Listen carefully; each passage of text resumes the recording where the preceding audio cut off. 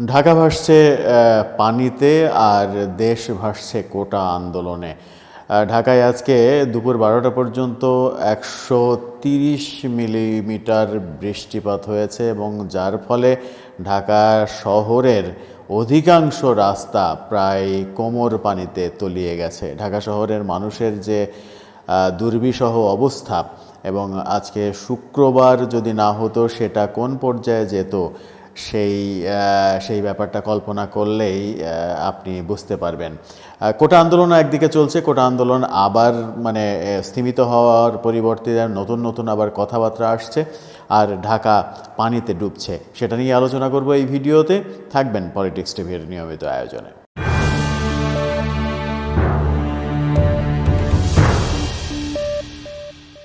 বলছিলাম, ঢাকা পানিতে ডুবছে। রাজধানী, একটি দেশের রাজধানীর কত করুণ দশা হতে পারে সেটা স্বচক্ষে না দেখলে বোঝা যাবে না। হয়তো সারা দেশের মানুষ ছবিতে, ভিডিওতে, টেলিভিশনের খবরে জানতে পারছেন, কিন্তু যারা এটাকে মোকাবেলা করছে তাদের কি করুণ অবস্থা সেটা একবার ভাবলে গা শিউরে ওঠে। প্রতিবার বর্ষা আসে, প্রতিবার একই দৃশ্য হয়, এবং প্রতিবার বর্ষার সময়ই কথা হয় যে এই সমস্যার সমাধান করতে হবে, জলাবদ্ধতা যেন তৈরি না হয় সেই সমস্যার সমাধান করতে হবে, কিন্তু কোনো দিক থেকেই কোনো কাজ হয় না। আপনি একা যদি সরকারকে দোষ দেন তাহলে হ্যাঁ, আপনি বোকার মতো দোষ দিতেই পারেন, কিন্তু আপনি, আমরা কি সচেতন? এই যে ঢাকা শহরে ভয়াবহ জলাবদ্ধতা, আজকে আমরা চেষ্টা করব এই ভিডিওতে এক বা একাধিক ছবি দেখানোর। সেই ছবিতে দেখা যাচ্ছে রিকশার চাকার প্রায় সবটুকু ডুবে গেছে, কোমর পানিতে মানুষ হাঁটাচলা করছে। এই যখন অবস্থা, তখন আমরা কতটুকু সচেতন? আমরা একবারও কি আমার উচ্ছিষ্ট ময়লাটা ফেলার আগে ভাবি যে এটা আমার ভবিষ্যতের জন্য বড় ধরনের ক্রাইসিস তৈরি করবে? আমি আমার খাবারের পলিথিনটা ফেলার আগে, রাস্তায় ফেলে দেওয়ার আগে কি আমি ভাবি যে এইটা যদি আমি ডাস্টবিনে না ফেলি তাহলে এটা ড্রেনের মুখে গিয়ে ড্রেনের মুখটা বন্ধ হবে এবং বর্ষায় ঢাকা শহরে এই অবস্থা হবে? ঢাকা শহরে জলাবদ্ধতার একমাত্র কারণ হচ্ছে এই যে ড্রেনগুলো বন্ধ হয়ে যাওয়া, মুখগুলো বন্ধ হয়ে যাওয়া, যার ফলে পানি যতটুকু হয় ততটুকুই রাস্তার উপরে দাঁড়িয়ে থাকে। বিশেষ করে যে সকল রাস্তা নিচু, সেই সকল রাস্তায় কি ভয়াবহ অবস্থা হয় সেটা মতিঝিলের মতো। মতিঝিল ঢাকার প্রাণ, মতিঝিল ঢাকার রাজধানী বলা যায়। সেই মতিঝিল, শাপলা চত্বরকে কেন্দ্র করে সেই মতিঝিল যদি ডুবে যায় তাহলে আর ঢাকার অন্য দিকের কথা আপনি কি বলবেন? কিন্তু আমরা যদি সচেতন না হই, আমরা যদি হাতের পলিথিনটা, ওয়ান টাইম কাপটা, ওয়ান টাইম বোতলটা, যে কোনো উচ্ছিষ্ট ফেলার আগে, কলার খোসাটা ফেলার আগে একবার ভাবি যে আমার এই ফেলা একজন, আমি এই একজন হতে হতে ঢাকা শহরে প্রায় 2.5 কোটি লোক বসবাস করে। 2.5 কোটি উচ্ছিষ্ট যদি প্রতিদিন রাস্তাঘাটে এভাবে আমি ফেলি এবং সেগুলো যদি ড্রেনের মুখে গিয়ে পড়ে এবং ড্রেনের মুখ বন্ধ হয়ে যায়, তাহলে এই অসহনীয় জীবন আমাদের যাপন করতেই হবে। আবার আমি একা সচেতন হলে হবে না, সরকারেরও অনেক কিছু করার আছে।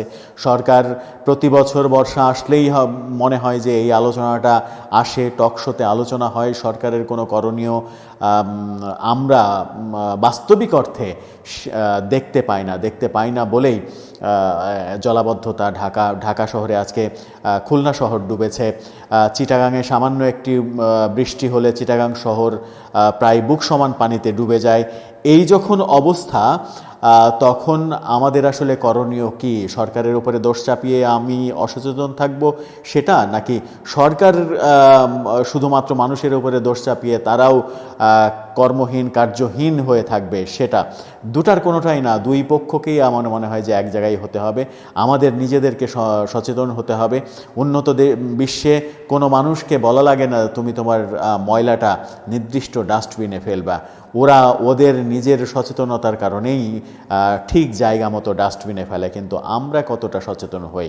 আমরা যদি আমাদের ঢাকা শহর এবং ঢাকা ক্যান্টনমেন্টের এই পাশাপাশি উদাহরণটাই দেখি, ঢাকা শহরে গাড়ি যেভাবে চলে, কোনো নিয়ন্ত্রণ নেই, সিগন্যাল মানে না, ট্রাফিক মানে না, কোনো কিছু মানে না, সেই গাড়িগুলোই যখন ক্যান্টনমেন্টের মধ্যে ঢুকে তখন কিন্তু সিগন্যালের বাতি জ্বলার অনেক আগে সেই একই ড্রাইভার ব্রেক করে বসে থাকে, কারণ জানে যে ওখানে আমি যদি নিয়ম ব্রেক করি তাহলে ওখান থেকে ফেরার আর কোনো উপায় নেই, আমাকে সাজা, একেবারে নগদ সাজা ওখানে পেতেই হবে।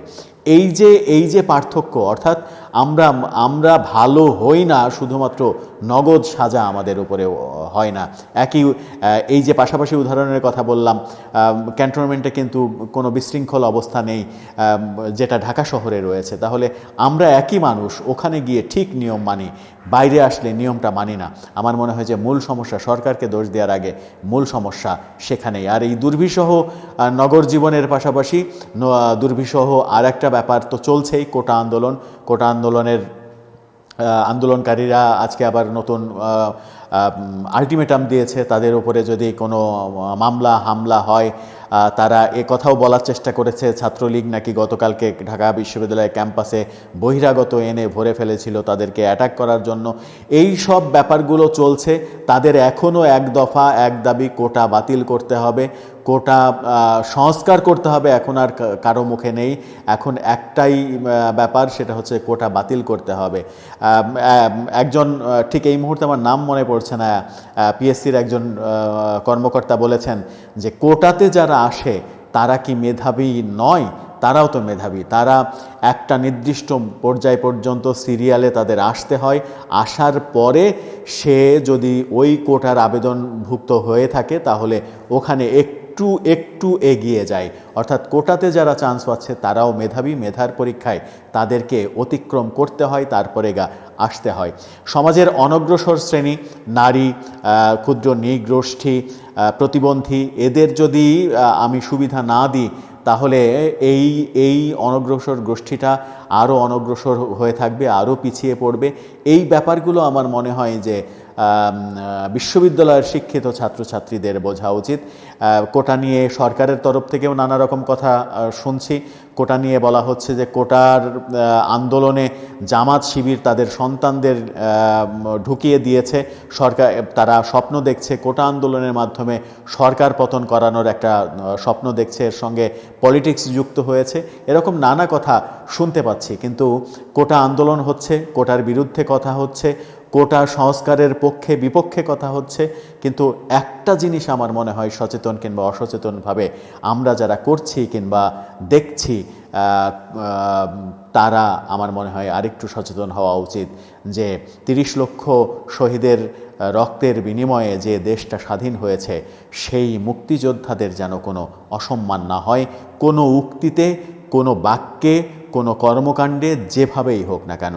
তাদেরকে যদি অসম্মান করা হয়, যাদের ত্যাগের বিনিময়ে এই দেশটা অর্জন করেছি আমরা, তাদের ত্যাগের বিনিময়ে আমরা চাকরি করার সুযোগ পাচ্ছি, আমরা 52 ভাষা আন্দোলনে তাদের ত্যাগের বিনিময়ে বাংলায় কথা বলতে পারছি, 71-এর ত্যাগের বিনিময়ে আমরা স্বাধীনভাবে স্বাধীন দেশ হিসেবে আসছি, তাদের ত্যাগটাকে কোনোভাবেই যেন খাটো করে দেখা না হয়, যেন এটা বলা না হয় মুক্তিযোদ্ধা হয়েছে তো কী হয়েছে, তাকে কি সারা জীবন পেলে পুষে খাওয়াতে হবে, এই জাতীয় কথা যেন না আসে। আমার মনে হয় সমাজে এই সচেতনতাটা খুব দরকার।